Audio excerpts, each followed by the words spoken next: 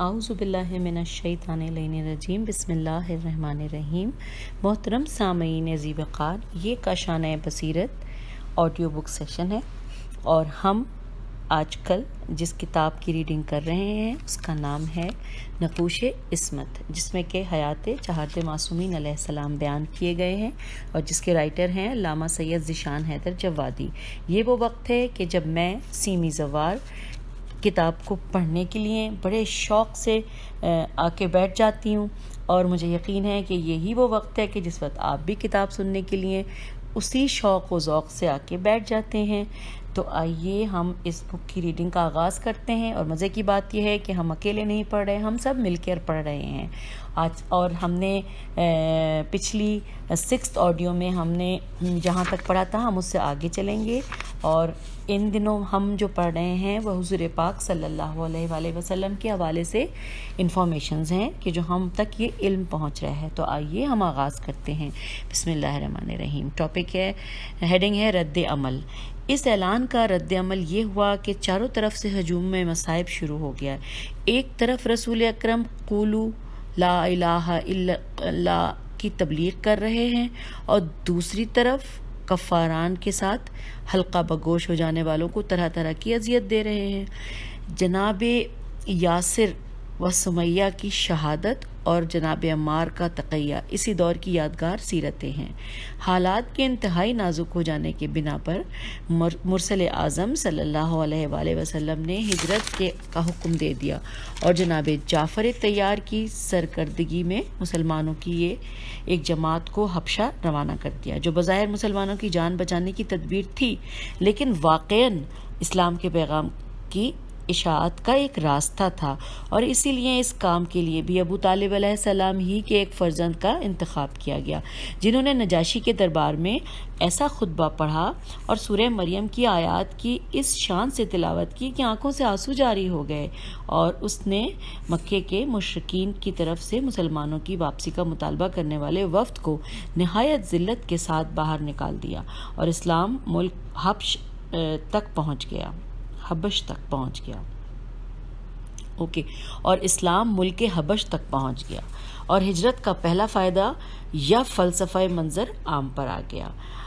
اگلا ٹاپک ہے ہجرت۔ تھوڑے عرصے کے بعد شیب ابی طالب کی 100 سال مشقت آفرین زندگی کا خاتمہ ہو گیا، اور کفار نے اس اپنے معاہدے کو توڑ کر قدرے مہلت دی تو رسول اکرم صلی اللہ علیہ وآلہ وسلم نے کار تبلیغ کو تیز تر کر دیا، لیکن اسلام کے دونوں محافظ ایک ساتھ دنیا سے رخصت ہو گئے۔ ادھر محاذ شجاعت کا پہلا سپاہی ابو طالب علیہ السلام دنیا سے رخصت ہوا، اور ادھر محاذ ایثار کی مجاہدہ خدیجہ رضی اللہ تعالیٰ عنہ، حضرت خدیجہ نے دنیا کو خیر بات کہہ دیا، اور رسول اکرم کی تنہائی اور پریشانی کو دیکھ کر رب العالمین نے انہیں بنفس نفیس ہجرت کا حکم دے دیا۔ مسلمان بڑی تعداد میں پہلے ہی ہجرت کر چکے تھے، اب آپ بھی تیار ہو گئے اور بستر پر حضرت علی علیہ السلام کو چھوڑ کر امانتوں کی واپسی کی ہدایت دے کر روانہ ہو گئے۔ اب نرغہ کفار میں مولائے کائنات ہیں، اور جناب فاطمہ بنت اسد اور جناب فاطمہ بنت محمد صلی اللہ علیہ وآلہ وسلم، جن کے صبر و استقلال کی تعریف و توصیف ناممکن ہے، کہ ایسے سنگین ترین حالات میں بھی گھر میں رہ کر صبر و سکون کا مظاہرہ کیا، اور کسی طرح کی نالہ وشیوں کی آواز بلند نہیں کی، جبکہ ایسے موقع پر بڑے بڑے بہادر بھی رو دیا کرتے ہیں۔ صبح ہوئی، کفار کو حضرت علی علیہ السلام کو دیکھ کر مایوسی ہوئی، انتقام کا جذبہ ابھرا، اور جب حضرت علی فواتم کا قافلہ لے کر چلے تو کفار سد راہ ہو گئے، حالانکہ ان کی امانتیں انہیں واپس مل چکی تھیں، اور حضرت علی علیہ السلام کے ذمے کسی کا کوئی حق باقی نہ تھا۔ مزاحمت ہوئی اور شدید انداز سے ہوئی، لیکن حضرت علی علیہ السلام کامیابی کے ساتھ قافلے کو لے کر آگے بڑھ گئے، اور مدینہ کے باہر سرکار دو عالم سے مل گئے، جہاں آپ حضرت علی علیہ السلام کا انتظار کر رہے تھے۔ ہجرت کے دوسرے دور میں مدینہ میں تبلیغ کا کام شروع ہوا، اور رسول اکرم صلی اللہ علیہ وآلہ وسلم نے ایک مسجد کا سنگ بنیاد رکھا، جس کا مقصد بھی یہ واضح کرنا تھا کہ اسلام کا مرکزی مقام اور تبلیغ کا بنیادی سینٹر یہی خانہ خدا ہے، جہاں سے اسلام کی آواز پھیل سکتی ہے۔ اس کے بعد اسلام دارالامارہ اور گورنمنٹ ہاؤس کی نظر ہو گیا تو اس کی صورت مسخ ہو جائے گی۔ اور وہ اپنی اصالت اور واقعیت کو کھو بیٹھے گا۔ واضح رہے کہ ہجرت انسان کا ایک فطری عمل ہے جس کا رد عمل خارجی حالات میں بھی ظاہر ہوتا ہے، ورنہ انسان ابتدائے پیدائش سے مشغول سفر اور مصروف ہجرت رہتا ہے۔ بچپنے سے جوانی، جوانی سے ضعیفی، ناتوانی سے طاقت اور جہالت سے علم کی طرف کا سفر ایک طرح کی ہجرت ہی ہے جس میں بہتر حالات کی طرف آگے بڑھنے کی مہم ہوتی ہے۔ اب جن کی نظر میں بہتر حالات سے مراد مال و دولت و اقتدار ہے وہ ان مراکز کی طرف ہجرت کرتے ہیں، اور جن کی نگاہ میں بہترین حالات سے مراد خدمت دین و مذہب ہے وہ ان مراکز کی طرف ہجرت کرتے ہیں جہاں خدمت دین کے بہترین مواقع ہوں اور اصلاح امت کا کام بہترین طریقے سے انجام دیا جا سکے۔ اگلا ٹاپک ہے ہجرت کے بعد، آئیے اس کو بھی پڑھتے ہیں۔ مدینہ آنے کے بعد بھی کفار کو سکون نہ ملا اور انہیں یہ خیال رہا کہ جب ہم ان کو ان کے وطن سے باہر نکال سکتے ہیں تو انہیں عالم غربت اور دیار غیر میں فنا کر دینا کیا مشکل کام ہے، اور ادھر ہجرت کی شرمندگی کا علاج کرنا بھی مقصود تھا۔ چنانچہ مدینے پر چڑھائی کی تیاریاں شروع ہو گئیں۔ حضور اکرم صلی اللہ علیہ وآلہ وسلم نے کفار کی قافلہ تجارت کو روک کر اپنی طاقت کا بھی مظاہرہ کرنا چاہا اور کفار کے ہاتھوں غصب ہو جانے والے اموال مسلمین کو بھی واپس لینا چاہا، اور اس کے نتیجے میں بدر میں اسلام کا پہلا معرکہ پیش آ گیا۔ 313 خالی ہاتھ مسلمان اور 950 مسلح کفار، لیکن رب العالمین نے مادی اور معنوی کمک کے غیبی اسباب فراہم کر دیے اور بالآخر اسلام غالب آ گیا، اور کفار کے 70 آدمی یعنی 70 آدمی قتل ہو گئے، جن میں سے 35 یعنی 35 کو تنہا فرزند ابو طالب علیہ السلام حضرت علی علیہ السلام نے قتل کیا تھا، اور باقی 35 یعنی 35 کے قتل میں مجاہدین کی کمک تھی۔ ادھر 70 مشرکین گرفتار بھی ہو گئے اور مسلمانوں کو مال غنیمت بھی حاصل ہو گیا۔ آئیے جی اگلا ٹاپک ہے عقد جناب فاطمہ سلام اللہ علیہا۔ جنگ بدر کے بعد رسول اکرم نے حکم خدا کے مطابق تمام مسلمانوں کے پیغامات کو ٹھکرا کر حضرت علی علیہ السلام سے اپنی بیٹی کا عقد کر دیا، ماشاءاللہ سبحان اللہ۔ لیکن سامان عقد میں نہ دولت ختیجہ کام آئی اور نہ مسلمانوں کا مال غنیمت، بلکہ آپ نے حضرت علی علیہ السلام کی زرہ کو فروخت کر کے اس سے 500 درہم مہر لیا، اور اس میں سے 63 یعنی 63 درہم کا سامان خرید کر بطور جہیز دے دیا، اور باقی حضرت علی کو انتظام خانہ داری اور اہتمام ولیمے کے لیے دے دیا۔ رقم مہر کا ایک اچھا حصہ خوشبو پر صرف کیا کہ یہ اسلام میں مال کا بہترین صرف ہے، اور اسلام صفائی و پاکیزگی اور خوشبو پر کافی زور دیتا ہے۔ یہ اسلام میں ایک تاریخی اور مثالی شادی تھی جس کا عقد آسمان پر بھی ہوا اور زمین پر بھی، جس کا مہر معنوی بھی تھا اور مادی بھی، لیکن اس کا مصرف ایک عام معمولی شادی سے بھی کمتر تھا جس سے امت کے غریبوں کا بھرم رکھ لیا اور قیامت تک ہونے والی شادیوں میں کے لیے ایک راستہ قائم کر دیا، جس کے بعد پریشانی خود کردہ را علاج نیست کے مصداق ہے، جس کی کوئی ذمہ داری اسلام پر نہیں ہے۔ آئیے اگلا ٹاپک پڑھتے ہیں، مارکے۔ بدر کی شکست کے بعد کفار میں جذبہ انتقام پیدا ہو گیا اور سن 3 ہجری میں احد کا مارکہ پیش آ گیا۔ یہ مارکہ خاص مدینے کے اطراف میں ہوا اور اسے حضرت علی نے چند مجاہدین کے ساتھ سر کر لیا تھا، لیکن مسلمانوں نے حکم رسول صلی اللہ علیہ وآلہ وسلم کی مخالفت میں درہ کو چھوڑ دیا اور خالد بن ولید نے دوبارہ حملہ کر کے جنگ کا نقشہ بدل دیا اور مسلمان میدان سے فرار کر گئے، اور اس طرح یہ حقیقت بھی واضح ہو گئی کہ رسول اکرم صلی اللہ علیہ وآلہ وسلم کے حکم کی خلاف ورزی، مال غنیمت کی لالچ اور رسول صلی اللہ علیہ وآلہ وسلم کے تقسیم غنائم پر عدم اعتماد کا انجام کیا ہوتا ہے، اور واضح ترین کامیابی کس طرح شکست میں تبدیل ہو جاتی ہے۔ اس کامیابی نے کفار کے حوصلے بڑھا دیے اور انہوں نے تمام احزاب کو جمع کر کے قلب مدینہ پر حملہ کر دیا، اور ان کا سربراہ عمرو بن عبدود خیمہ رسول صلی اللہ علیہ وآلہ وسلم تک آ گیا، اور مارکہ کفار و مسلمین کے بجائے کل اسلام اور کل کفر کا ہو گیا۔ لیکن حضرت علی علیہ السلام کی ایک ضربت نے جنگ کا فیصلہ کر دیا، اور رسول اکرم صلی اللہ علیہ وآلہ وسلم نے اس ضربت کو عبادت ثقلین بھی پر بھاری قرار دے دیا۔ جنگ خندق نے کفار کے حوصلے اس حد تک تو پست کر دیے کہ باہر جا کر لڑنے کی ہمت نہیں رہ گئی، لیکن جب سن 6 ہجری میں رسول اکرم صلی اللہ علیہ وآلہ وسلم عمرے کے لیے مکہ گئے تو انہیں بیرون آبادی روک دیا اور شہر میں داخلے سے منع کر دیا۔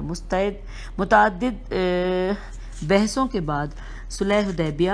کی نوبت آئی اور حضرت علی علیہ السلام نے حکم رسول سے صلح نامہ مرتب کر دیا۔ بعض مسلمانوں کو رسالت میں شک بھی ہو گیا، لیکن خدا نے اس صلح کو فتح مبین قرار دے دیا، جس کے بعد دوسرے سال مکہ خالی ہو گیا اور مسلمانوں نے باقاعدہ عمرہ کر لیا، اور یہ سرد و گرم دونوں طرح کی جنگ تھی، کھلی ہوئی فتح تھی۔ سرد جنگ کامیابی کا راز یہ تھا کہ کفار نے اسلام کی مذہبی حیثیت کو تسلیم کر کے مسلمانوں کو عمرے کا موقع دے دیا، اور گرم جنگ کی فتح یہ تھی کہ طاقت کے مقابلے کا ذکر نہیں آیا اور از خود مکہ خالی ہو گیا، جس کے نتیجے میں سن 8 ہجری میں مکہ بھی فتح ہو گیا اور کعبے کو بتوں سے خالی بھی قرار دیا گیا۔ یہ اور بات ہے کہ اسلام فتح کے بعد انتقامی کارروائی نہیں کرتا ہے، بلکہ سرکاری مجرمین کو معاف کر دیتا ہے اور صرف عوامی مجرمین سے محاسبہ کرتا ہے۔ اگلا ٹاپک ہے خیبر۔ یہ تو پڑھنے کا بڑا مزہ آئے گا، آئیے پڑھتے ہیں۔ صلح حدیبیہ کے بعد کفار مکہ کو بظاہر خاموش ہو گئے۔ صلح حدیبیہ کے بعد کفار مکہ تو بظاہر خاموش ہو گئے، لیکن خیبر کے یہودیوں نے ریشہ دوانیاں شروع کر دیں اور کفار کو ورغلانے لگے اور ان سے کمک کا بھی معاہدہ شروع ہو گیا۔ تو رسول اکرم صلی اللہ علیہ وآلہ وسلم نے خیبر کا رخ کیا اور 39 دن محاصرے کے بعد خیبر کے جملہ قلعے فتح کر لیے، اور حضرت علی علیہ السلام نے امروہی کی طرح مرحب و انتر و حارس کا بھی خاتمہ کر دیا، اور اسلام نے یہودیت کا قلعہ بھی فتح کر لیا، جس کے بعد اہل فدق از خود تسلیم ہونے پر تیار ہو گئے، اور یہ علاقہ رسول اکرم صلی اللہ علیہ وآلہ وسلم کو بغیر جنگ کے ہاتھ آ گیا، جو رسول اکرم صلی اللہ علیہ وآلہ وسلم کی ذاتی ملکیت قرار پایا، اور آپ نے اسے اپنی بیٹی جناب فاطمہ سلام اللہ علیہا کے حوالے کر دیا، جس کی ایک داستان تاریخ کے اوراق میں محفوظ ہے، اور جس نے امت کی پیشانی کو عرق شرم سے تر کر دیا ہے کہ امت اپنے پاس سے دختر رسول کی کفالت کرنے کے بجائے خود اس کا حق بھی نہ دے سکی یا نہ دلوا سکی، اور رسول اکرم صلی اللہ علیہ وآلہ وسلم کی بیٹی کو یہ وصیت کرنا پڑی کہ میرے جنازے کو رات کی تاریکی میں دفن کیا جائے اور میرے جنازے میں ظالموں کو شرکت کا موقع نہ دیا جائے۔ واضح رہے کہ جناب جعفر طیار کی ہجرت حبشہ سے آخری واپسی اس وقت ہوئی جب حضرت علی علیہ السلام خیبر کے قلعے کو فتح کر کے واپس آئے، اور رسول اکرم صلی اللہ علیہ وآلہ وسلم نے فرمایا کہ میں کس چیز کی زیادہ خوشی مناؤں، خیبر کی فتح کی یا جعفر کی واپسی کی، اور اس طرح روح ابو طالب خوشی سے وجد کرنے لگی، اور کہ ایک فرزند نے سرد جنگ کو سر کیا اور دوسرے نے مسلح مقابلہ کے میدان کو فتح کر لیا۔ یہ خیبر کا ٹاپک یہاں ختم ہوتا ہے۔ اگلا ٹاپک ہے حنین۔ خیبر کے بعد حنین کا معرکہ بھی سر ہو گیا اور مکہ بھی فتح ہو گیا، بلکہ سن 9 ہجری میں اسلام کا عیسائیت کے ساتھ معرکہ بھی مباہلہ کے میدان میں فتح ہو گیا، اور رسول اکرم صلی اللہ علیہ وآلہ وسلم نے اپنے اہل بیت علیہ السلام کے سہارے عیسائیت کو مکمل شکست دے کر انصارہ کو جزیہ دینے پر مجبور کر دیا، اور اسلام آخری فتح سے بھی ہمکنار ہو گیا، جس کی ہر فتح میں کسی نہ کسی فرزند ابو طالب علیہ السلام کا حصہ رہا، جس سے روز اول کہا تھا قم یا سیدی۔ یہاں پہ یہ بات حنین کے حوالے سے گفتگو ختم ہوتی ہے۔ اگلے کچھ 2 پیراگراف ہیں جس کا عنوان ہے حجت الوداع۔ رسول اکرم صلی اللہ علیہ وآلہ وسلم کی رہنمائی اور حضرت علی علیہ السلام کے مجاہدات کے نتیجے میں کفار و مشرکین اور یہود و نصارہ کی جملہ طاقتوں کے شکست خوردہ ہو جانے کے بعد قدرت نے چاہا کہ حضرت علی علیہ السلام کے ان مجاہدات کی حیثیت اور ان کی قدر و قیمت کا اعلان کر دیا جائے۔ چنانچہ رسول اکرم صلی اللہ علیہ وآلہ وسلم نے آخری حج کا اعلان کر دیا اور لاکھوں مسلمان مختلف اطراف عالم سے حج بیت اللہ کے لیے جمع ہو گئے۔ حجۃ الوداع کی واپسی پر مقام غدیر خم میں قدرت نے اس آخری امر کی تبلیغ کا حکم دیا اور رسول اکرم صلی اللہ علیہ وآلہ وسلم نے 1.25 لاکھ مسلمانوں کے مجمع میں حضرت علی علیہ السلام کی ولایت اور مولایت کا اعلان کر دیا، اور اس طرح بعثت سے شروع ہونے والا کام غدیر میں مکمل ہو گیا اور اسلام کو ایک مستقل محافظ اور امت کو ایک بہترین مولا مل گیا۔ اللہم صلی علی محمد وآل محمد، کہ جو ہر اعتبار سے رسول اکرم صلی اللہ علیہ وسلم کا مثیل اور ان کے کردار کا امتداد اور استمرار تھا۔ حجۃ الوداع کی واپسی پر قدرت نے اپنے محبوب کو اپنی بارگاہ میں طلب کرنے کا اعلان فرما دیا اور 28 صفر سن 11 ہجری کو رسول اکرم صلی اللہ علیہ وآلہ وسلم اپنے خالق حقیقی کی بارگاہ میں پہنچ گئے۔ وحی الہی کا سلسلہ منقطع ہو گیا، امت اپنے بہترین مہربان باپ کی سرپرستی سے محروم ہو گئی اور دشمنان اسلام کو اس طرح کی ریشہ دوانیوں کا موقع مل گیا، جس کے نتیجے میں رسول اکرم صلی اللہ علیہ وآلہ وسلم کی دختر اور ان کے اہل بیت علیہ السلام کو بے پناہ مصائب کا نشانہ بننا پڑا اور باپ کے تقریباً 95 دن کے بعد بیٹی بھی شکستہ پہلو ستم رسیدہ اپنے باپ کی خدمت میں پہنچ گئیں۔ جب ہجوم مصائب نے جائیداد پر قبضہ کر لیا، محسن کو شہید کر دیا اور پہلو کو شکستہ بنا دیا، وارث کے گلے میں رسی ڈال دی اور امت یا اصحاب نے ایک نئے انداز سے اجر رسالت پیش کیا۔ یہاں تک یہ ٹاپک ختم ہو گیا۔ آئیے آگے چلتے ہیں۔ نیا ٹاپک ہے جس کا عنوان ہے تبلیغی راہ کی رکاوٹیں۔ یہ بات تو ساری دنیا جانتی ہے کہ سرکار دو عالم صلی اللہ علیہ وآلہ وسلم نے 23 سال کے مختصر وقفے میں اس شاندار طریقے سے دین الہی کی تبلیغ کی ہے کہ آج جب مسلمان صحابہ کرام کی فہرست تیار کرتے ہیں تو ان کی تعداد 1,14,000 تک پہنچا دیتے ہیں۔ جن مسلمانوں کو شرف صحابیت حاصل نہیں ہو سکا اور حضور صلی اللہ علیہ وآلہ وسلم کے دیکھے بغیر غیب پر ایمان لائے، ان کا سلسلہ اور طولانی ہے، لیکن اس بات سے اکثر افراد بے خبر ہیں کہ اس قدر کامیاب تحریک کس طرح کامیاب ہوئی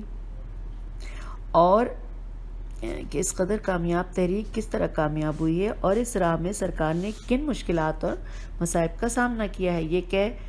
یہ کہ دنیا بہت آسان ہے کہ سرکار پر کوڑا پھینکا گیا، یہ کہہ دینا بہت آسان ہے کہ سرکار پر کوڑا پھینکا گیا، راستے میں کانٹے بچھائے گئے، پتھر مارے گئے اور طرح کی اذیتیں پہنچائی گئیں، یہاں تک کہ حضور نے اعلان فرمایا کہ جس قدر مجھے ستایا گیا ہے اس قدر کسی نبی کو اذیت نہیں دی گئی ہے، لیکن اس کے مفاد اور مفہوم کو وہی انسان سمجھ سکتا ہے جو اس راہ میں قدم رکھے اور ان مشکلات کا سامنا کرے۔ آج تبلیغ دین بے حد آسان ہے، زمانہ روشن فکر ہو چکا ہے، جاہلیت کا دور تمام ہو چکا ہے۔ تبلیغ کا بیشتر حصہ ان افراد سے متعلق ہے جو پشتینی مسلمان ہیں اور جنہوں نے مسلمان کی آغوش یا ان کے ماحول میں آنکھیں کھولی ہیں۔ آج ماحول کے ذہن میں وہ تاثرات اور تعصبات نہیں ہیں جن کی بنا پر کلمہ حق کہنا مشکل اور سننا اس سے زیادہ مشکل تھا، لیکن اس کے باوجود بڑے بڑے صاحبان علم و ہنر ہمت ہار جاتے ہیں اور یہ کہہ کر الگ ہو جاتے ہیں کہ اس زمانے کی اصلاح ممکن نہیں ہے اور دنیا تباہی کے اس موڑ پر پہنچ چکی ہے جس سے واپس آنا ناممکن ہے، لیکن سرکار دو عالم صلی اللہ علیہ وآلہ وسلم نے اسے کہیں زیادہ بدتر ماحول میں کام شروع کیا، جسے قرآن مجید نے ضلال المبین اور کھلی گمراہی سے تعبیر کیا ہے اور اس قدر کامیابی سے کام تمام کیا کہ پروردگار نے اپنی رضامندی کا اعلان کر دیا۔ دیکھنا یہ ہے کہ وہ حالات اور مشکلات کیا تھے جن سے سرکار دو عالم صلی اللہ علیہ وآلہ وسلم کو گزرنا پڑا اور جن کا مقابلہ کرنا ہر مسلمان بلکہ ہر ذمہ دار مسلمان کا فرض ہے، جس کے بغیر نہ اسلام کا حق ادا ہو سکتا ہے اور نہ انسان مکمل طور پر مسلمان ہو سکتا ہے۔ اسلام کا دعویٰ کرنا آسان ہے اور اسلام کی راہوں سے گزرنا بہت مشکل ہے۔ یہ شہادت گہے الفت میں قدم رکھنا ہے، لوگ آسان سمجھتے ہیں مسلمان ہونا۔ سرکار دو عالم نے جس عالم میں تبلیغ کا آغاز کیا ہے وہ ایسی بے سر و سامانی کا عالم تھا کہ اپنے خاندان کے چند افراد کے علاوہ کوئی ساتھ دینے کے لیے تیار نہ تھا۔ خاندان میں بھی عباس جیسے افراد نے معذرت کر لی تھی کہ میں اتنے بڑے طوفان کا مقابلہ نہیں کر سکتا، لیکن حکم خدا کی عظمت اور کام کی اہمیت نے حوصلے اتنے بلند کر دیے تھے کہ ساز و سامان کی پرواہ کیے بغیر آپ اٹھ کھڑے ہوئے اور کام کا آغاز دعوت سے کیا، تاکہ کسی بدگمان کو بھی یہ کہنے کا موقع نہ ملے کہ اسلام کوئی کھانے پینے کا ذریعہ ہے۔ سرکار نے پہلے ہی دن واضح کر دیا کہ میں قوم کو کچھ دینے کے لیے آیا ہوں، قوم سے کچھ لینے کے لیے نہیں آیا ہوں، اور اپنی امت کے سربراہوں کو بھی ہوشیار کر دیا کہ میرا کلمہ پڑھنا ہے اور میرے مذہب کی تبلیغ کرنا ہے، تو قوم سے کچھ لینے کو مقصد نہ بناؤ، قوم کو کچھ دینے کا حوصلہ پیدا کرو۔ دعوت میں کھلانے پلانے کے بعد جس زحمت کا سامنا کرنا پڑا وہ یہ تھی کہ جس کو کھلایا پلایا انہی نے جادوگر اور مجنوں کہنا شروع کر دیا، اور تاریخ نے یہ نکتہ محفوظ کر لیا کہ کسی تحریک سے پہلے کے تعلقات اور ہوتے ہیں اور تحریک کے بعد کے حالات اور ہوتے ہیں۔ تحریک سے پہلے صادق و امین کہنے والے ہی تحریک کے بعد جادوگر اور دیوانہ کہنے لگتے ہیں کہ ان کے سامنے وہ خطرہ آ جاتا ہے جس سے ان کے سارے بدن میں لرزہ پیدا ہو جاتا ہے، اور یہ خیال دل و دماغ میں گردش کرنے لگتا ہے کہ اب رسوم و عادات کا قلعہ مسمار ہونے والا ہے اور آباد و امہات کے بنائے ہوئے اصول تباہی کے گھاٹ اترنے والے ہیں۔ اب دین خدا کی حکومت ہوگی اور خود ساختہ مذہب کے بجائے الہی قانون زندگانی بشر پر حکمرانی کرے گا۔ جادوگر اور مجنوں کہنے پر اکتفا نہیں کی گئی کہ سرکار دو عالم انہیں مجنوں اور بے عقل قرار دے اپنا کام جاری رکھتے اور ایسے احمقانہ الزام کی پرواہ نہ کرتے، بلکہ کفار نے یہ بھی محسوس کر لیا کہ یہ تحریک صرف الزامات سے رکنے والی نہیں ہے، لہٰذا سڑکوں پر گھیراؤ کا پروگرام بنایا گیا اور اس میں حسب حصہ ساری قوم کو شریک کیا گیا۔ بچوں کو پتھر مارنے کا کام دیا گیا، عورتوں کو کوڑا پھینکنے کا کام ملا اور بزرگوں کو ہر محفل و اجتماع میں نئے نئے الزامات تراشنے اور ان کا اشتہار کرنے کا کام سپرد کیا گیا، اور یہ رکاوٹ لفظی رکاوٹ سے کہیں زیادہ مشکل تھی، لیکن سرکار نے اس کی پرواہ نہیں کی اور اپنا کام جاری رکھا۔ یہ حربہ بھی کامیاب نہ ہوا تو اس سے زیادہ کامیاب منصوبہ تیار کیا گیا کہ روز روز کے پتھراؤ اور گھیراؤ سے بہتر یہ ہے کہ ایک دفعہ زندگی کا خاتمہ کر دیا جائے اور ہمیشہ ہمیشہ کے لیے راحت حاصل کر لی جائے، اور یہ منصوبہ بھی رات کے وقت تیار کیا گیا، جو دشمن کی کمزوری اور تحریک کی طاقت کے سبب سے بڑی دلیل تھی۔ سرکار دو عالم نے اس منصوبے کا بھی مقابلہ نہیں کیا اور اپنے عزیز بھائی کو اپنا جانشین بنا کر حکم خدا سے ہجرت کر گئے کہ وقتی طور پر محاذ عمل تبدیل کر دیا جائے گا یا وسیع تر بنا دیا جائے گا، لیکن کام نہیں روکا جائے گا۔ دشمن مطمئن ہو گیا کہ ہم نے وطن سے باہر نکال دیا ہے اور اپنے علاقے میں داخلہ بند کر دیا ہے، اور جسے ذمہ داری سپرد کر گئے تھے وہ بھی 2-1 روز بعد ہجرت کر گیا ہے، تو اب سارے خطرات ختم ہو چکے ہیں۔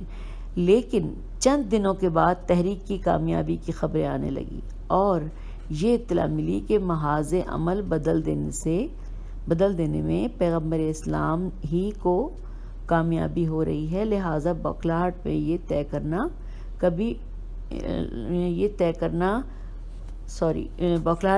طے کیا گیا کہ مدینے پر حملہ کیا جائے۔ چنانچہ کبھی تنہا اپنی طاقت کے سہارے، کبھی یہودیوں کو ساتھ دے کر، کبھی منافقین کو بھی سازش میں شریک کر کے، کبھی متعدد حملے کیے گئے، لیکن سب کا نتیجہ یہ نکلا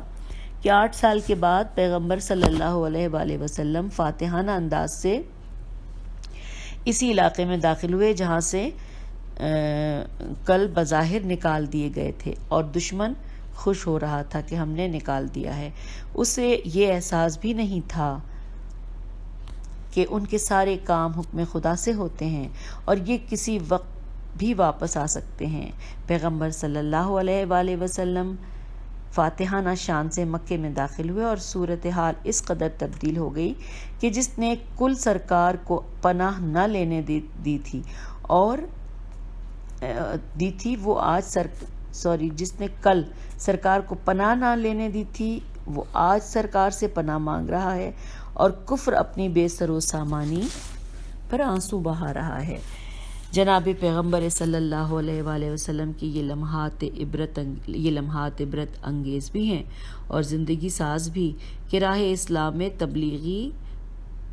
فرض انجام دینا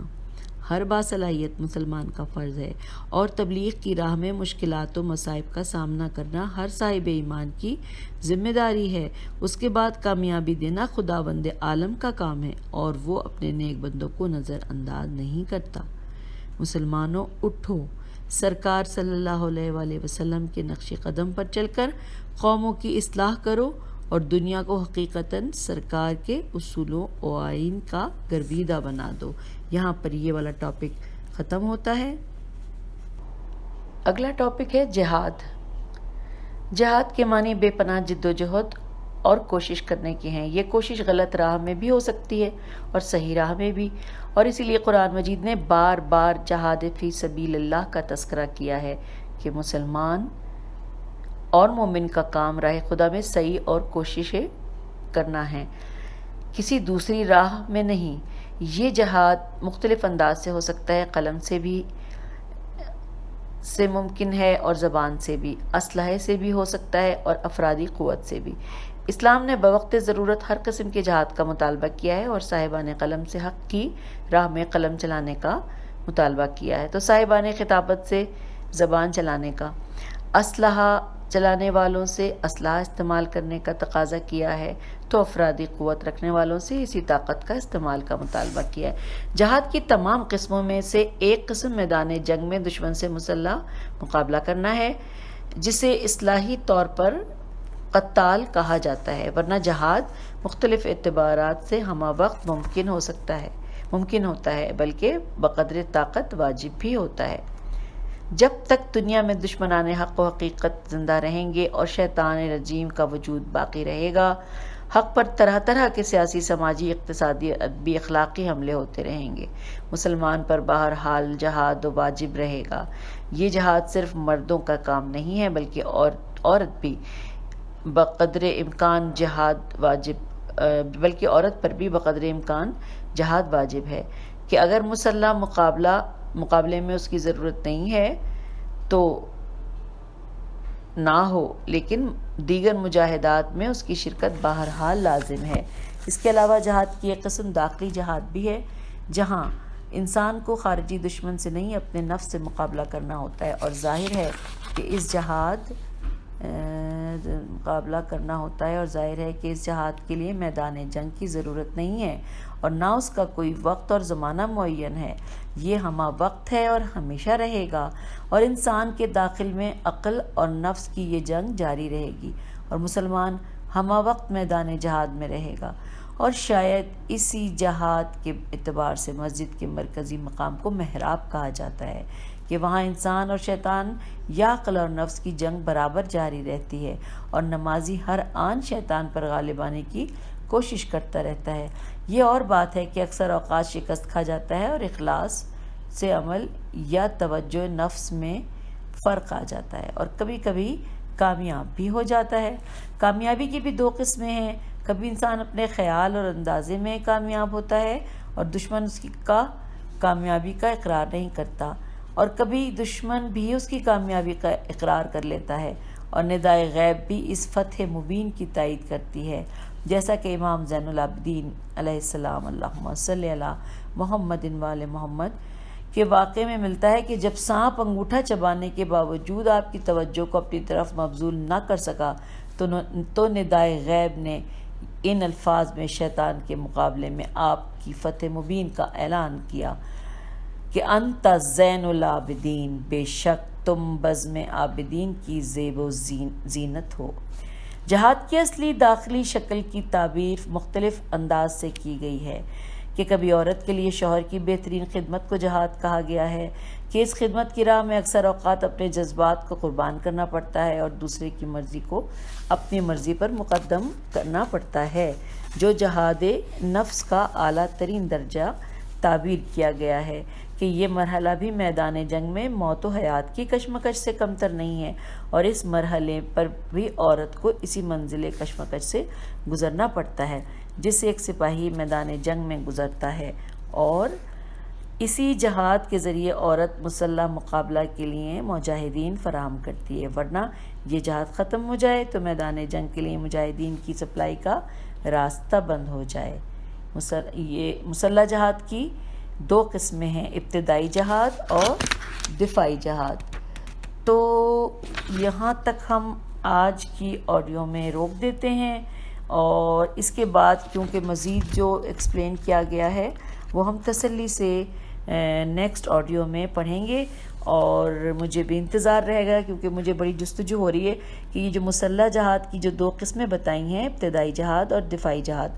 اس کے بارے میں مجھے علم ہو جائے گا، اور وہ علم کیسے ہوگا؟ وہ علم مجھے اپنی اگلی آڈیو میں ہوگا، کہ پھر جب میں اپنے سارے کاموں سے فارغ ہو کے بیٹھوں گی، کتاب کھولوں گی اور میں ریکارڈ کروں گی، اس وقت مجھے یہ سب کچھ معلومات حاصل ہو جائیں گی۔ تو آج کی آڈیو میں ہم یہیں پہ ختم کرتے ہیں۔ میں سیمی زوار